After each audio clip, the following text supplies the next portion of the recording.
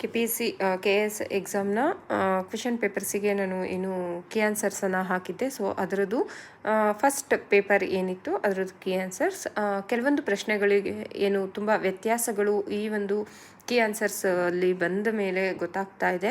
So ಅದು ಯಾವ ವಿಧಾನದ ಮೇಲೆ ಅವರು ಈ ಆನ್ಸರ್ಸ್ಗಳನ್ನು ಡಿಕ್ಲೇರ್ ಮಾಡಿದ್ದಾರೆ ಅಂತ ಗೊತ್ತಿಲ್ಲ, ಅಥವಾ ಕ್ವೆಶನ್ ಪೇಪರ್ ಸೆಟ್ ಮಾಡುವಾಗ ಅವರ ತಲೆನಲ್ಲಿ ಏನಿತ್ತು ಅಂತ ನಿಜವಾಗ್ಲೂ ಅರ್ಥ ಆಗ್ತಾ ಇಲ್ಲ. ಯಾಕೆಂದರೆ ಅಷ್ಟು ವ್ಯತ್ಯಾಸಗಳು ಪ್ರತಿಯೊಂದು ಹಂತದಲ್ಲೂ ಇವರು ಬರೀ ಏನು ಎಡವಟ್ಟುಗಳನ್ನು ಮಾಡಿಕೊಂಡೇ ಬಂದಿದ್ದಾರೆ ಅಂತ ಹೇಳ್ಬೋದು. KPSC ಇಷ್ಟೊಂದು ನಿರ್ಲಕ್ಷ್ಯತನದಿಂದ ಅಂತಹ ಒಂದು KS-ನಂತಹ ಹುದ್ದೆಗೆ ಪರೀಕ್ಷೆಯನ್ನು ಕಂಡಕ್ಟ್ ಮಾಡಿದೆ ಅಂತಂದರೆ ನಿಜವಾಗಿಯೂ ನಾಚಿಕೆಗೇಡಿನ ಸಂಗತಿ ಅಂತಲೇ ಇದನ್ನು ಹೇಳ್ಬಹುದು.